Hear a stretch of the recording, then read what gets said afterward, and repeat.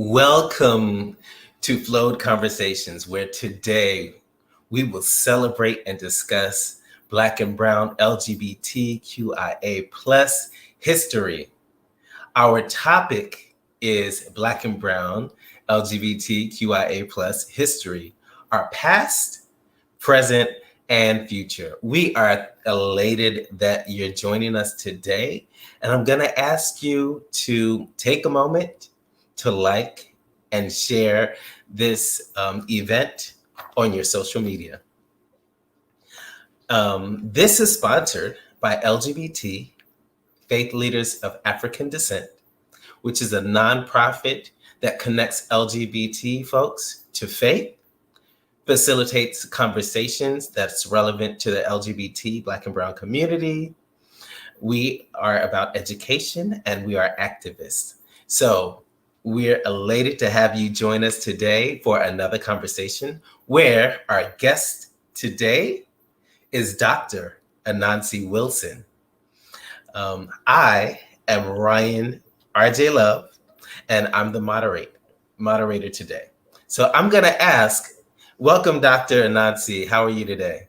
I'm well. Thank you for having me. How are you? I'm fantastic. Thank you. I'm going to ask you to introduce yourself. Take about a minute to introduce yourself to our audience today. Yeah, as RJ said, I'm Dr. Anansi Wilson. Just quick background, got a law degree, went to law school at Howard, HU, place on the Hill, the Mecca.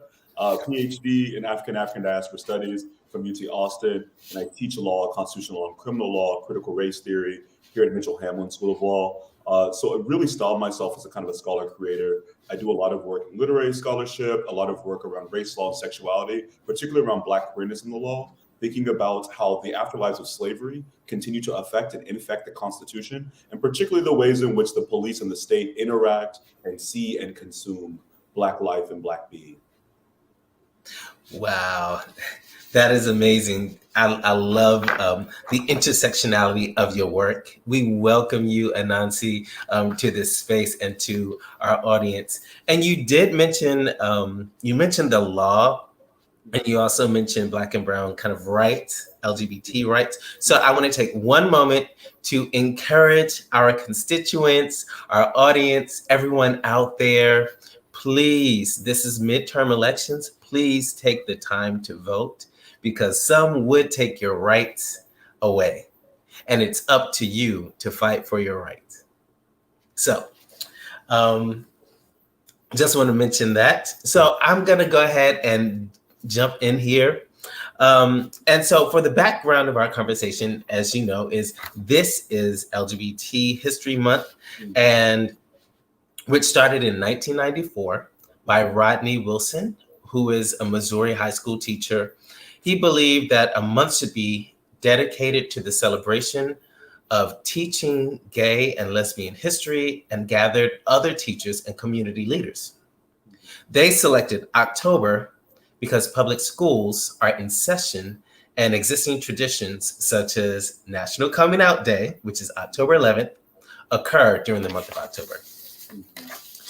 Gay and Lesbian History Month was endorsed by GLAAD, the HRC, the Human Rights Campaign, the National Gay and Lesbian Task Force, the National Education Association, and other national organizations. So in 2006, Equality Forum assumed responsibility for providing content, promotion, and resources for LGBT History Month. The LGBT community is the only community worldwide that is not taught its history at home, in public schools, or in religious institutions. LGBT History Month provides role models, builds community, and makes the civil rights statement about our extraordinary national and international contributions. So today, our discussion focuses primarily on BIPOC LGBT history, because we're Black and Brown folks, and our narratives are typically erased, overlooked, or purposefully excluded when we discuss LGBT history. So the first question, where does BIPOC LGBT history commence in the USA? And why is that important? And when I think about our history, you know, I studied a little bit of history. Would you place that time period during the Reconstruction era or possibly before then? Yes. Yeah, so I mean, like, there's two questions within the question, right? There's a question of, you know, when are we seen, or when are we documented? It's that old thing of, you know, Yeah. if a tree falls in the forest and nobody hears it, does it really fall in the forest, right? So I think the first answer to when are we documented, it begins with the history of William Dorsey Swann. We can talk about that a little bit more later, and that's during slavery. It's 1865, just after slavery ends.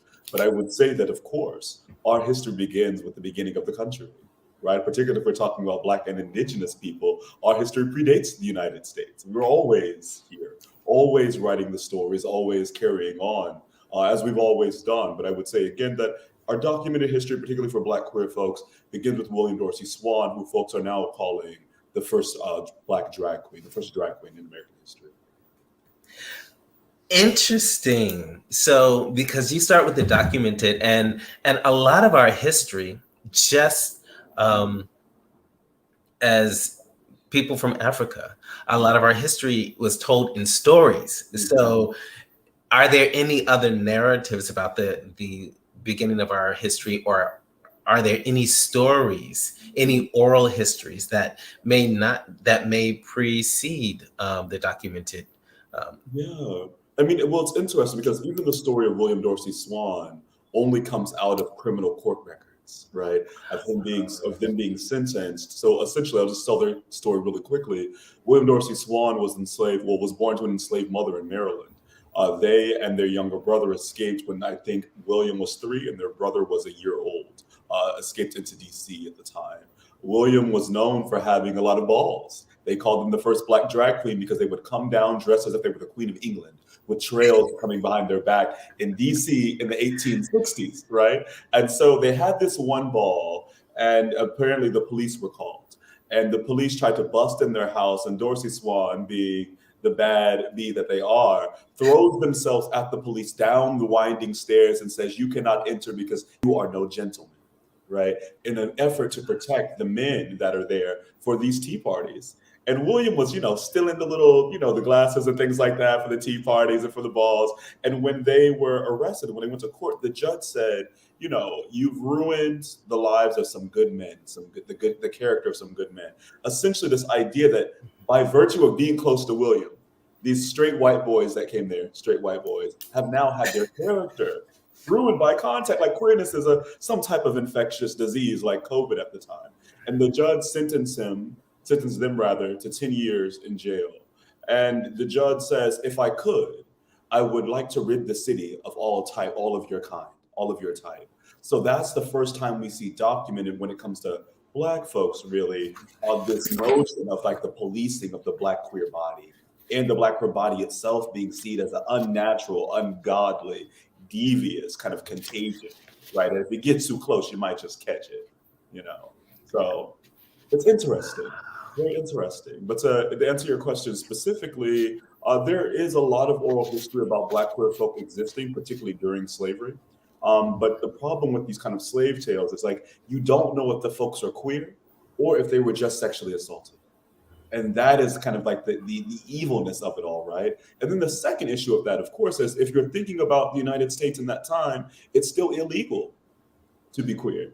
It only became legal to have same-sex relations in 2006. Right? I'm sorry, 2003. So if you think about it like that, it's no wonder that the oral traditions in and of themselves are disappeared. Because to have an oral tradition means to self-identify. And to self-identify means to admit that you are a crime. And to do that means to open yourselves up not only to the anti-Blackness of the law, but this kind of religious zeal of persecuting and burning at the stake and raping and other things to gay folks at the time.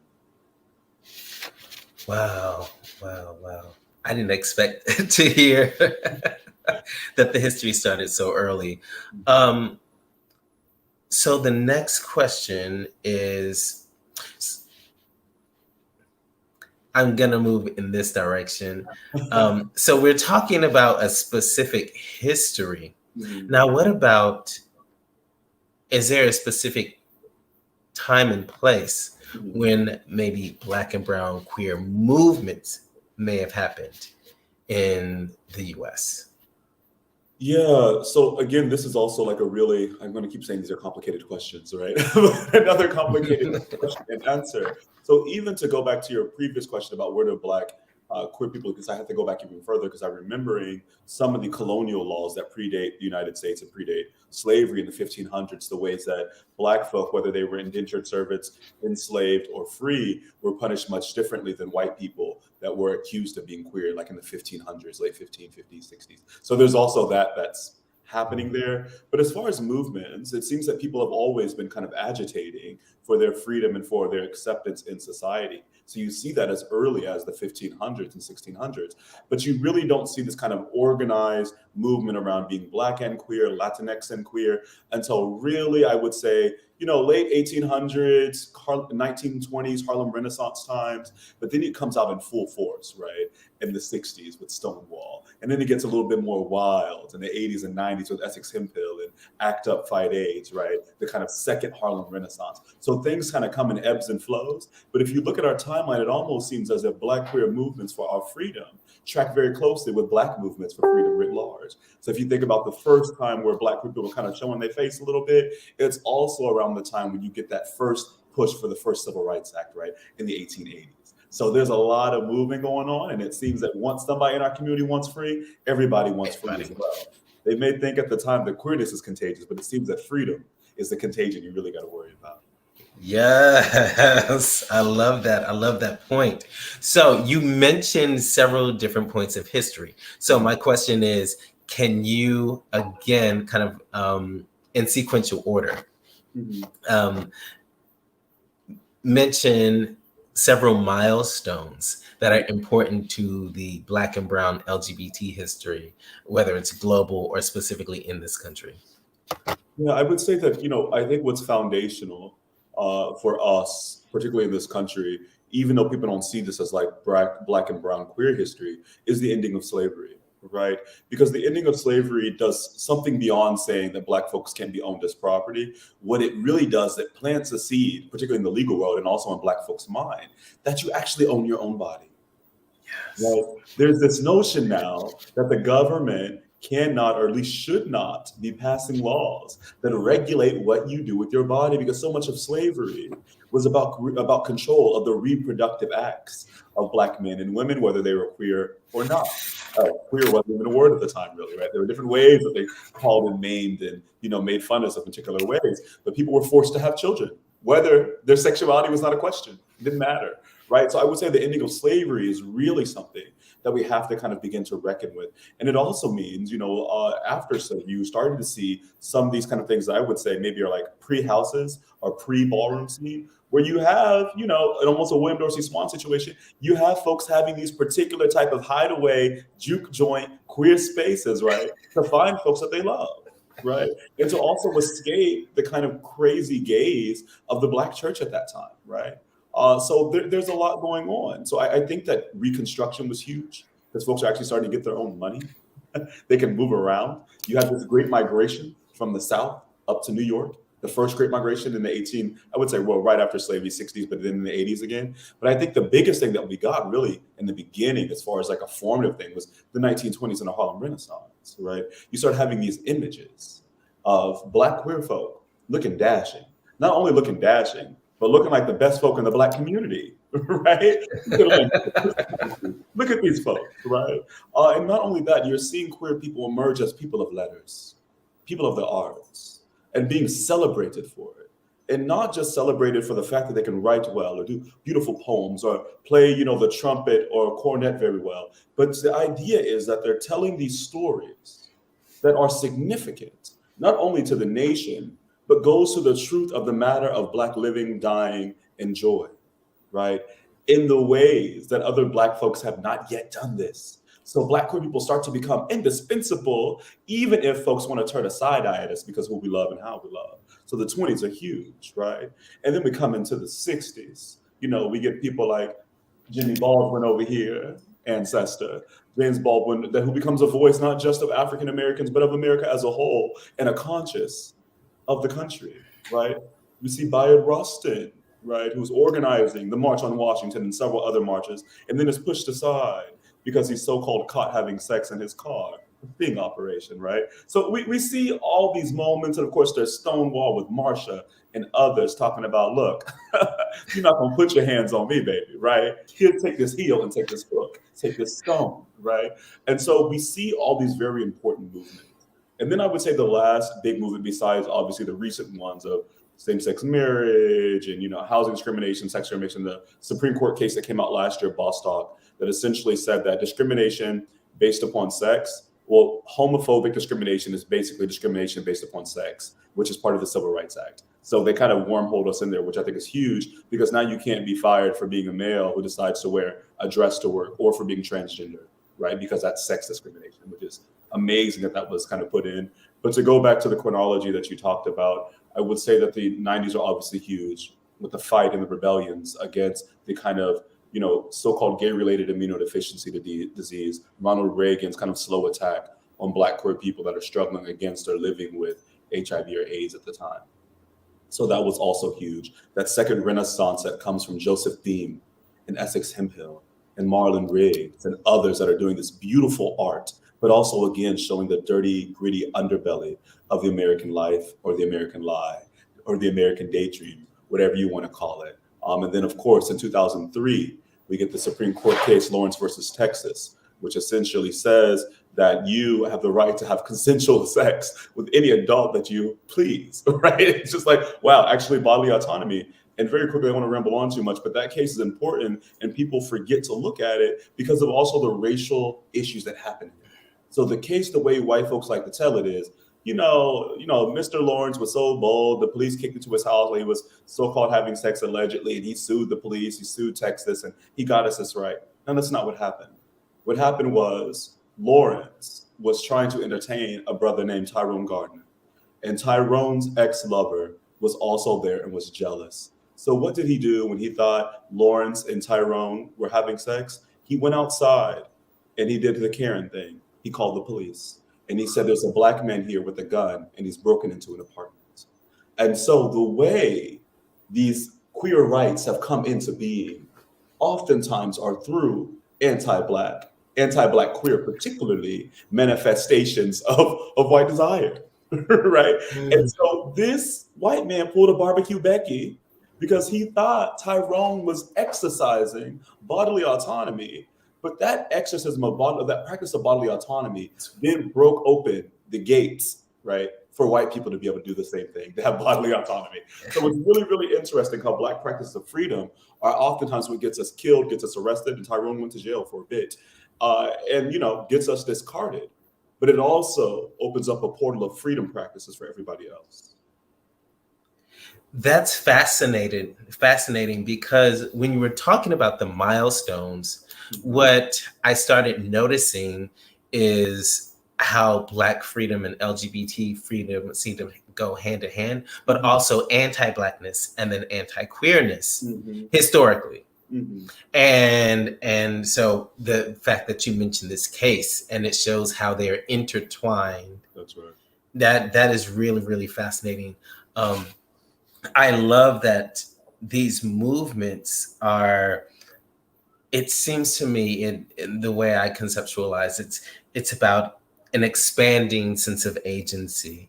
And so when I think of agency, I kind of think of some of the things that I experienced in growing up as, a Black cisgender male Christian from the South, and how it's new to me, this sense of agency. And that's kind of what I have kind of longed for. So I love that we're talking about this in this space from a historical perspective, but we're also going to bring it to the present and then the future. So thank you.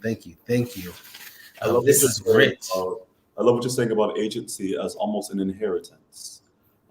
It's something, right? This idea that this is like a carry-on tradition that your ancestors, your queer ancestors, those you may not be connected to by blood, but that you're connected to by custom and way of being, have gifted you something that they've been longing for. It's a beautiful conception. And even as you say that, I love the historical ancestry. But then I think about colonialism and Yeah. how our community, the actual opposite, how our community has taken freedoms and kind of has oppressed itself or specific members, the least of these, if you will. Yeah. How parts of the Black and brown communities have Mhm. oppressed women, have Mhm. oppressed, anyone that's not of the heteronormative, that Mhm. doesn't fit the norm. Mhm. Um, so yes, thank you for bringing that It's interesting out. because it's been, even as they've attempted to oppress and suppress us, and even as violent and deadly and bloody as it's been a wild failure. We just keep coming back with more. Not only do we come back with more, we lead them to freedom. There's been no movement in American history for freedom without a Black queer person near the front or at the front of it. Here we are. It's something else.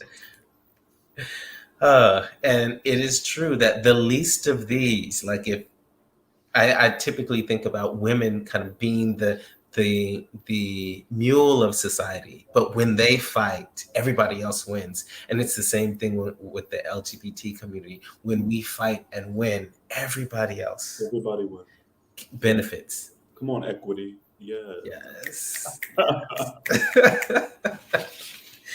This is so rich. So I'm wondering specifically about the Harlem Renaissance. Mhm. Um, how does LGBT history, and I know you've mentioned some characters, you mentioned the Harlem Renaissance, you talked about the artistries, you talked about the clothing, Mhm.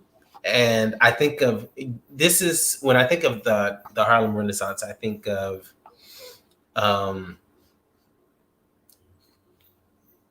this Black brilliance. That's right. The first time that we can really shine after, and that may not be historically correct. I'm not a historian, but I think of it because not only do we have Harlem, but we have Raleigh Durham, we have cities throughout the country, but Harlem is known as the pinnacle Mhm. because of Black wealth, because of the artistry, because of the music, all of that.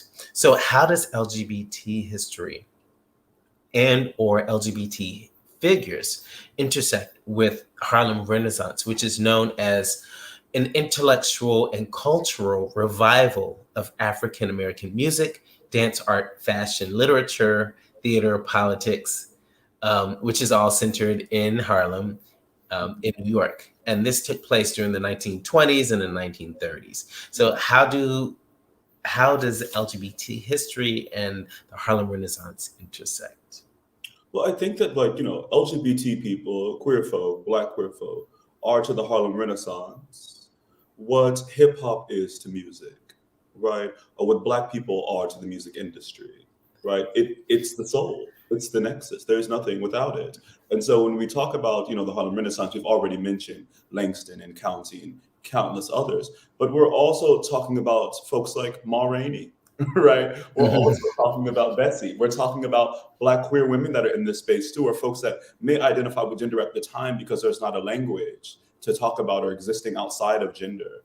But if you think about it, you have a lot of poor Black folks, right, that have come into New York and are very, very poor and are creating culture. And the wealth follows them oftentimes. And that's not to say that many of these Black folks did not become wealthy or weren't wealthy. We know what went on. I can't even think of sister's name. Talking about Madam C.J. Walker and others, yes, that have this like wealth, right, and do these amazing things and become patrons of Langston and others. So I think when we're talking about the Harlem Renaissance and LGBT history, we're never talking about two separate things. And I think what Black folks forget is that I would say almost all the folks in the Renaissance that we're concerned with that made an impact were queer folks. And many of them were bisexual, and we don't think about bisexual people historically, right, as being a part of the LGBT community. We generally think about folks that are either we understand to be trans now or non-binary now. We think about gay folks and we think about lesbians, but we don't think about someone bi because as soon as we see them with the so-called opposite sex, we count them as straight. Right. So Yeah. I think that's the kind of discounted thing that happens there. But the Harlem Renaissance and Harlem itself is not only a site of music making and art making, but it's a site of longing And it's a site of the practice of freedom. And it acts as a beacon, just as it did then. And then and again in the 90s, we see with the remake of TV shows like Post, right? Or not the remake, the installation with shows like that. But also as it does today for kids in the South that are stressed out about getting kicked out of the house because they're queer. Where do people run off to? New York or Chicago. These types of places that become sites and beacons and models of what it means, to your point, RJ, right? To exercise not only bodily autonomy, but also exercise autonomy over our spirit. The idea that you can control, right, the things that are in your surrounding, and you can control what you have to deal with and consume intellectually and spiritually and emotionally day to day. And that, I think, is the true essence of the Harlem Renaissance. It's this idea that Black folks only been free for 60 years, right? And not truly free then because you have the backlash to Reconstruction with the KKK running loose throughout the country. But as soon as Black folks get a little taste of freedom, look at what they've conjured. Look at what they've done. And to your point, not just Black folks, but the so-called least among Black folks, right? Look at what they've done, because when you're at the bottom, you're closer to the earth and nature, and you're able to create something and plant something and conjure something new. And that's what they did. And I think that's the beauty of the Harlem Renaissance. It's a homecoming of sorts. It's a conjure work. Yeah. Yes, so eloquently stated. You said a lot. You said because you be asking these complicated questions. I see what you're the scholar. I'm like, are they trying to set me up? Hold on, let me think about this. What book was that? So you brought a few points, wonderful, complex points out, and I want to, I want to highlight maybe two of them. One is that, going back to the beginning of this conversation, was that we, LGBT, Black and brown people, have been here forever. That's right. This is not new. It did not happen, negatively in response to anything. No, you were born in wonderful Black brilliance with sexual freedom. I just have to state this for those who are watching, those who are listening, because I've heard different narratives, in the street, depending on, if you listen to the Hebrew Israelites, if you listen to some others, they want to say this is a result, LGBT is a result of colonialism. No, we precede colonialism. So that's one point. Like, you are perfect. You are brilliant in your LGBT status, expression, whatever. Yeah. So I just pulled up this quote. So I remember that. Here it is. Okay. So Maya Angelou once said in her interview, right, she doesn't get nervous when she goes into meetings, when she walks into boardroom, when she gives her speeches anymore, because she said, I come as one, right, but I stand as 10,000. And noting all the ancestors that had to live and die and toil on for her existence. And I think as Black queer folk, right, and I say that not like Black, queer, but I spell it in one word, and I coined the term BLAQUER, right, the capital Q and the capital B, because like these things don't exist separately, right? We have our ancestors too. And we forget that even though we're queer, we do stand as 10,000. And to your point, I think it's important that we remember those moments, that we have a legacy and we have a future. And tomorrow, we are the legacy of the children that come next. And we forget that way too often. Yes, I love it. I'm overjoyed. There's one more point I'm going to make, and you reiterated it in part, the Black queer together. Yeah. When you mentioned spirituality, I immediately thought of wholeness, the mind, the body, and the spirit. And I'm like, oh my God, this is the fullness of our personhood, of our humanity, of our agency. Like, we are whole as we are. We don't have to be splintered. We don't have to be fractured. It's not Black versus your faith. It's not your LGBT versus your Blackness. you're LGBT, Black, and your faith, whatever that is. Yeah.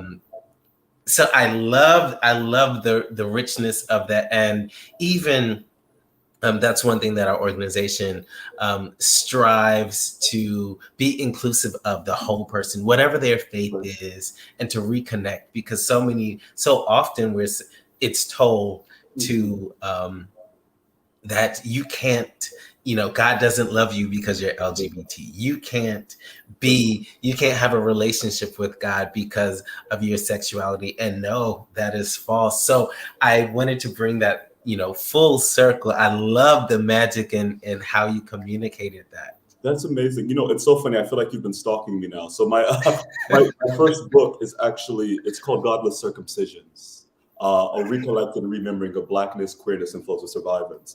And on the cover there's 3 different versions of me. And I was in law school when I wrote this. So there's the one with the suit and the high top fade. And then there's the tank top with the cornrows, and then there's a little bikini with my hoops in and my mohawk. And they're all holding hands together. And what they're holding is this bloody scalpel. Right. And it's this idea, right, that throughout all of our lives, I think this is for all of humanity, really, particularly for folks of color, BIPOC folks, but especially for Black queer folks, is that every room we go into, we're expected to circumcise and swallow a piece of ourselves. We're expected to cut away parts of our flesh. And at that time, for me, I think I was 25 when I wrote this, 6 or 7 years ago. I realized, I was like, wait, I can't do this. And what I need is wholeness. And these circumcisions are godless, right? So what does it mean to remember? And not just remember as in to not forget and to take it back, but to actually read separately, like a dash, and member, to bring that piece of you back. So it's a member of your body again, a member of your soul again. And then what does it mean to recollect the things that were stolen from you, right? And so when I wrote that book, it was just I'm in law school, I'm going crazy. These rich Black people at Howard Law, I come from the projects. I don't know what they're talking about. They're talking about my people, right? And so I had to go away to Africa for 6 months. And I was like, I have to get my life back in order. And when I touched that soil, I'm telling you, ancestors are so real. But I touched that soil and I was so inspired to write this book. And so it's a collection of essays, poems, and, kind of cultural critiques and affirmations. So when you were talking about wholeness, the first 3 words in the introduction was we were whole. Nothing was missing. And so it's so crazy that you brought that up. I'm like, come on, Synergy. Hey, look at you reading the introduction. The brilliance is magnetic. Okay. So you're putting it out. Come on, community. This was wrestling in the Harlem Renaissance. Come on now. So I want to take a moment and just say that if there are any questions from those who are watching, anybody who is listening, feel free to send your questions and we will address any questions that you ask. Yeah. But we're going to go ahead and move forward until we have some questions posted. Thank you. Yes, wholeness. Whew. My Black Joy is on 3,000. Yes, Black Joy. Come on. Summon it. Okay. So,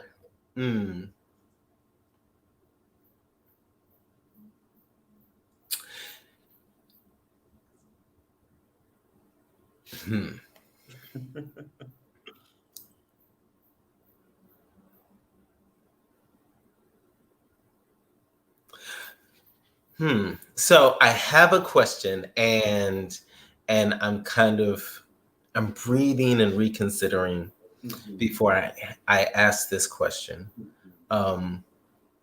because I think it needs some modification in order to do what it should do for our audience.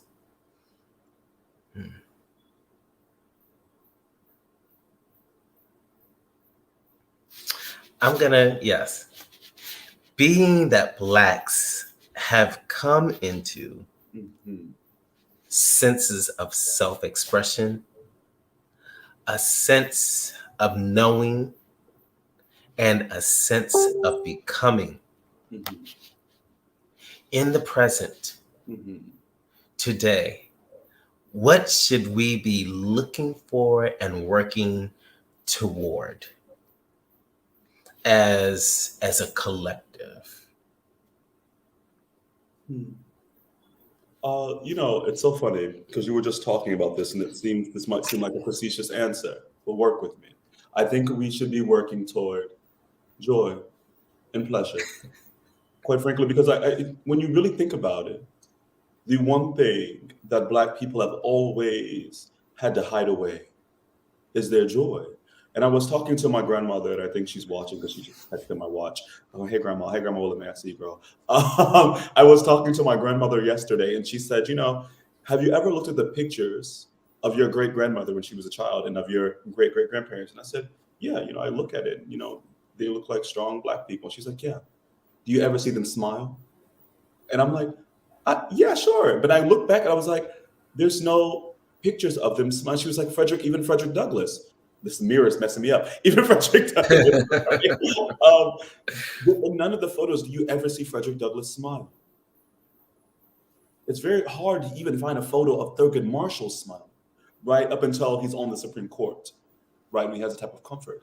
But throughout all of Black life, people have had to hide the reality of their big laugh and their joy, because not only was it seen as something, if you display it, as if white people will take it away from you and beat it out of you and kill it out of you, but it also said that joy was something so sacred that you just shared it with those that you loved. You just shared it with those that did the work of helping you conjure it. And so what I would like to see, and what I think that we must do, and I think it's a part of the other thing, is Black people having the ability to be joyful, to seek and conjure and experience pleasure, not just in private spaces, right? But at home, in public, out loud. And that Black joy not being seen as a thing that is criminal, not being seen as an encroachment, not being seen as something that must be subdued, put down, and broken. We can think about, again, when you talked about this a little bit earlier, but Barbecue Becky, right? What was she doing?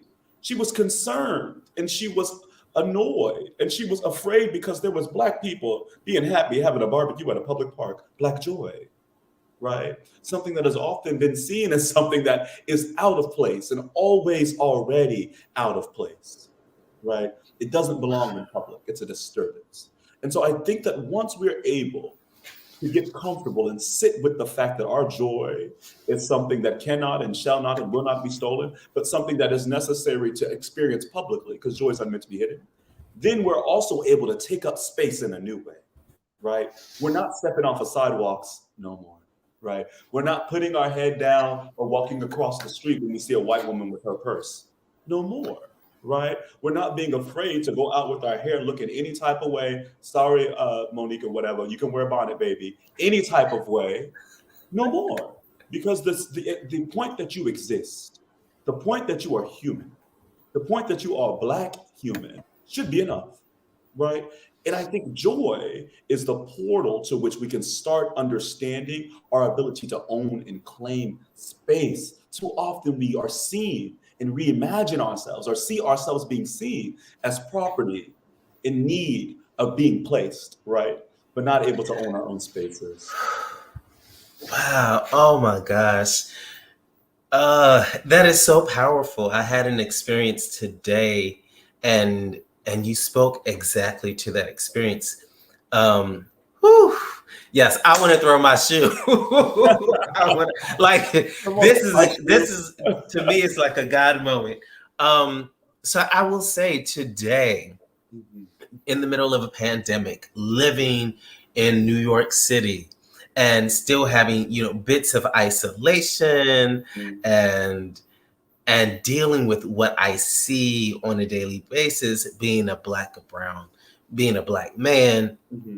I had to, this morning I woke up and I was like, ooh, joy, and there's this feeling of hopelessness. And I had to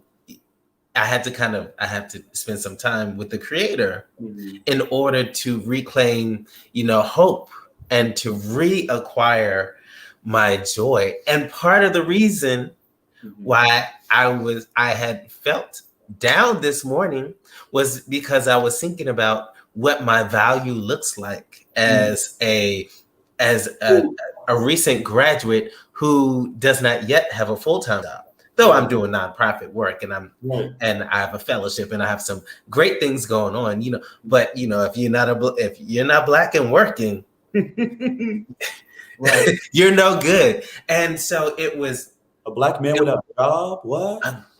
I must be a criminal. Right. What you doing? And so, like you said, placement, thinking about, how am I going to fit and what, and I had to kind of get rid of all of that and said, I was born with a value. That's right. Value what is attributed based upon me coming here because the Creator made me who I am, how I am. And so I started. So when I realized that, I was like, oh, well, I think I'm Black and I'm brilliant. Right. And I love my people, and I'm working to help extricate my people from these systems which disadvantage us. And so I begin to get thankful and reacquire my Black joy.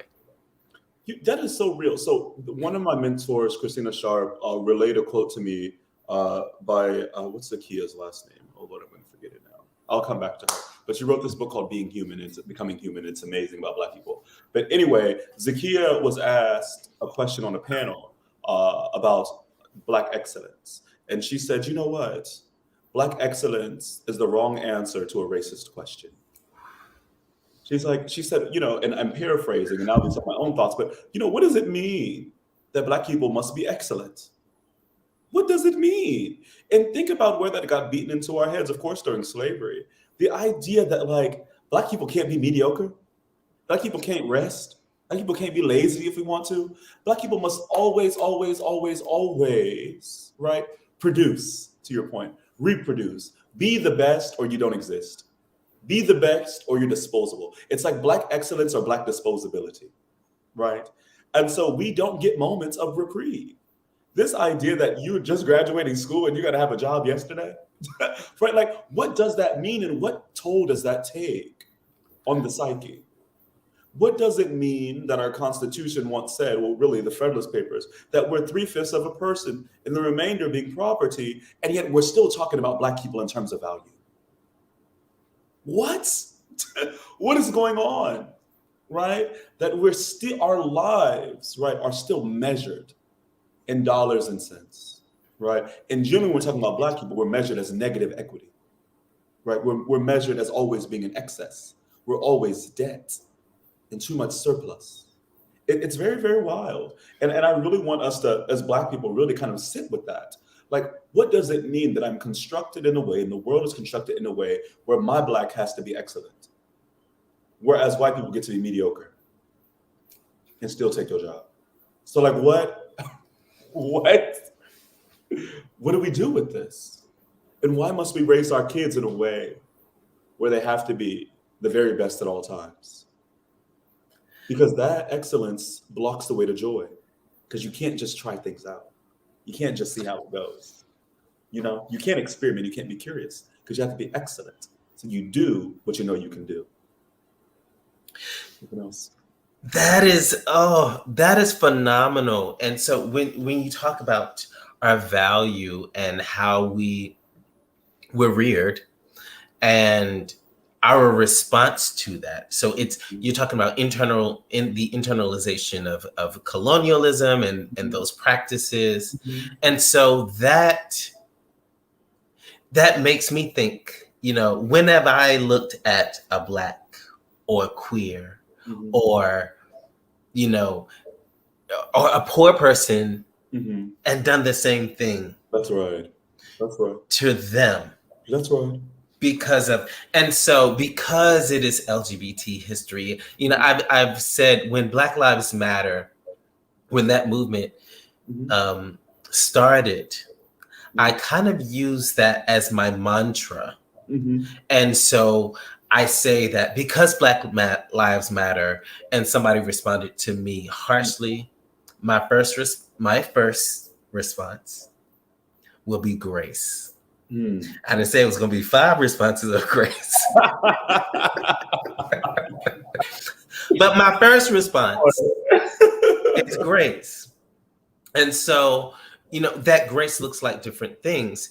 And so now when I see a homeless person that is Black or brown, oh Lord, yes, I said, wow, I'm not looking at them. Let me look at them. That's right. And engage and acknowledge, humanize. So that's what that means to me for Black Lives Matter. Humanize Black and brown folks. And what does it mean to? So it means not objectifying. It means not blaming them. It means taking a step back and removing the colonial influence. That's right. And I mean, even the language you just used, right? We have to be careful because you don't have to humanize anybody. They're already human. Right. What we have to do is not dehumanize them. Right. Because that's what we're doing in our gaze. At some point, we see someone and we switch in our mind based upon their value.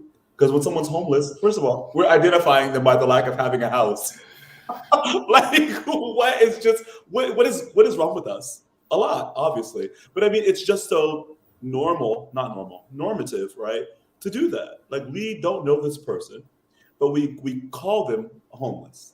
And that's a shorthand for their value in society, right? And that is very, very kind of disturbing. And I mean, like, some of I don't even say, not my friends now, but previous friends always make fun of me because I come from a very working poor, and sometimes not working poor, disabled poor background, right? And I always enjoy going to the little hole in the wall dive bars. Because I get to talk to everybody, I'm just chopping it up. I'm like, you might be my little brother, you might be my uncle or my auntie, whatever, let's get these little $1 shots. It is what it is. It's well drinks. But when I go there, I learn so much about the world. And so many of my peers that have PhDs or law degrees or MBA, whatever, don't feel comfortable in those spaces. And it says so much to me about, well, what do you think is going to happen to you? Do you think you're going to lose your value? Do you think that this thing is contagious? Do you think that poor people are somehow a danger or, again, a toxin or an infectious disease, airborne or something, right? Because for me, it's thinking about James Baldwin. I know we have a couple of questions in the chat we should probably look at, but it's James Baldwin's essay, The Creative Process, where he talks about the importance of stepping away from your day-to-day life and sitting back and just reflecting on what you witnessed. Not just so you can write a cute book or a poem or a sermon or what have you, but so then you can go back and you can give good testimony, right? You can give good testimony and bear good witness to the reality of the world, to the reality of the constraints and the constructs of folks' lives that make them do what they do, right? And he says, this is the role of the artist, to witness and to testify. But you can't testify. You can't give good and wholesome testimony unless you step back and you've contended with what you just witnessed. And I mean, that's what we're doing here today in our conversation about folks being without a house or being homeless, right? And we're sitting with that language. And what does that mean? And how did we get there, right? And so that's our work. And it's only a 3-page essay. So if y'all ain't read The Creative Process by James Baldwin, please get into it. It's a self-care model. I live by it.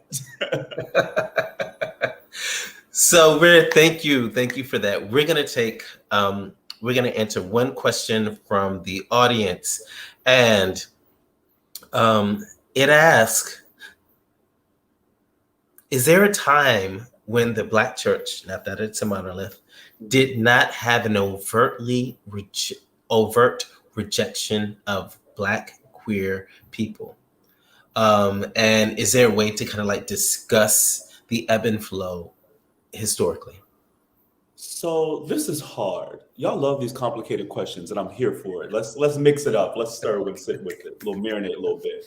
So this is a difficult question because if you think about both slavery and then the ends of slavery, oftentimes people that were Black and queer would do what? Become preachers, right? Because one, it was a place where it was usually oftentimes in those times acceptable for the preacher not to yet have a wife, right? Or to be single in the ways that, some of these priests are, right? And it was seen that this person is being chased. So in that way, a lot of queer folk, right, end up going into the church, one, because we're just great with language oftentimes, and we're inspirational. And again, it goes to earlier when you're the closest to the ground, right? You can see the world for what it is. And so your sermons are then infected and inflicted with the reality of people's affections and inflictions, right, of their world. So you're able to kind of craft and tell the stories of the entire Black community because you're living it all, being who you are, living where you've been and coming from where you're from. So in some ways it's complicated because oftentimes the preachers themselves are queer, right? Or nowadays always the adage is like the minister of music, right? It's so fun. I mean, I was ordained at 15, so I get it. It's a weird space to be in. But at the same time, you really don't have an assault on queerness after the end of slavery and during slavery so much because, one, people are not out in that way. And there isn't a language for it. Sometimes you're a little different, sometimes you're a little strange. And these types of stigmas in some places, in some cultures, if you're looking at like Louisiana, New Orleans, things like that, have not been beat into people in the same type of way. So to RJ's point, this is a really hard question to answer because the church is diverse. Black people are diverse. These churches are happening in very different politics and very, very different cities with very different descendants of different African tribes or what have you, or nations rather, in the United States. So that's kind of difficult.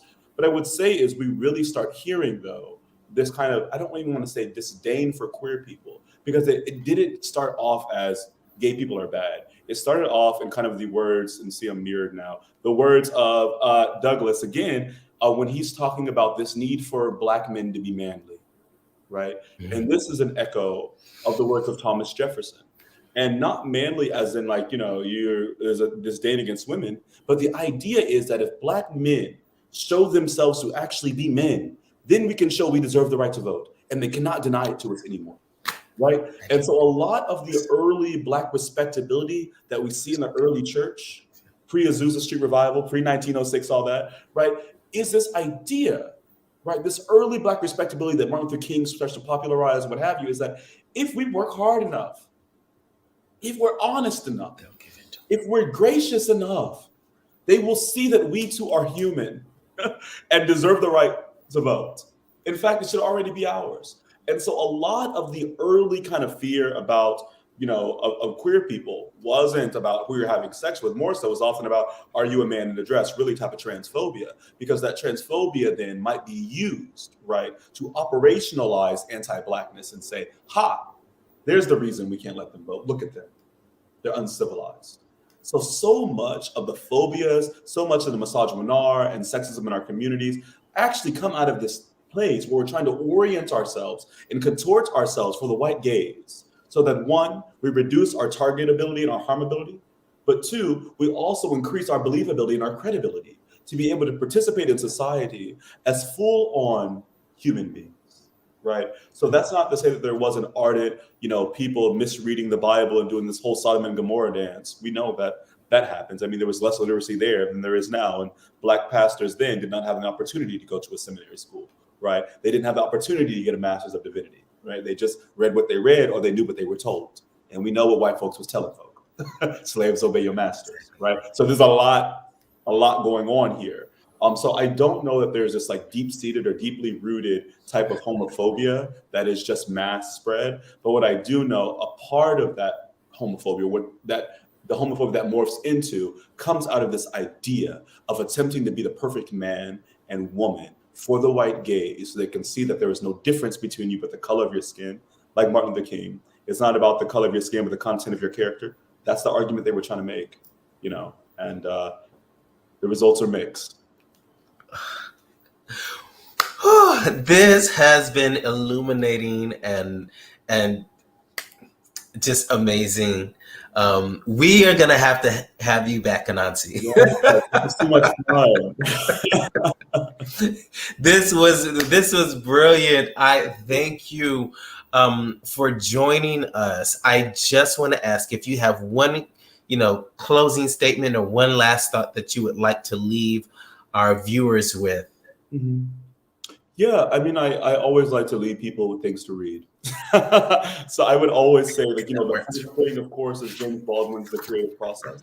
Even if you're not a writer, if you're not a creator, I think it's a great way to, one, meditate and center your life, just to have a reset wherever you are in your life in this moment. It's always great to take a moment and reset and say, hey, how am I moving? How am I loving? How am I being loved? How am I receiving love? What am I allowing in this space, right? Secondly, I would say Audre Lorde's Uses of the Erotic, this conversation about pleasure. What does it mean then if your life, and work with me, if your life is actually guided by the pleasure that you receive. And I'm not saying go willy-nilly and throw yourself into a sex party, something crazy. What I am saying though, what does it actually mean for you to organize your life around the things that make you happy and not about what you were just told that you must do in order to be valuable, in order to be loved, in order to be safe? So I would leave you with that, to search and to practice being a good witness and giving good testimony. And to also, while you're working through that test and working through that praxis, to center your joy and your pleasure. Because that's how we get to a better space, a freer space, and a space that is full of Black liberation and love. Wonderful. I just want to say thank you again to Dr. Anansi, to everyone who has joined us for this rich conversation dealing with our Black and Brown LGBTQ history. And thank you for tuning in.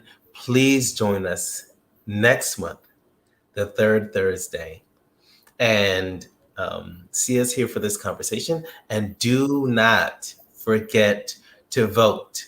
Like, share. Yes. One thing, I just saw this question. Is there any place where you can get documented LGBT history? Yale has an amazing LGBT history library that you can access these things online. And UT Austin has an LGBT collections online archive that you could access. So, sorry, Yale, and you said UT? UT Austin, as well as Yale. Both have great Black LGBT libraries and resources. And what's that place in New York? The Schomburg. Yes. The Schomburg, yes. The Schomburg Center. Yes. Those are 4 places. To the person who asked the question, thank you so much. Yes. Thank you. Black Lives Matter. Vote. And we look forward to seeing you next month. Thanks for having me. Thank you.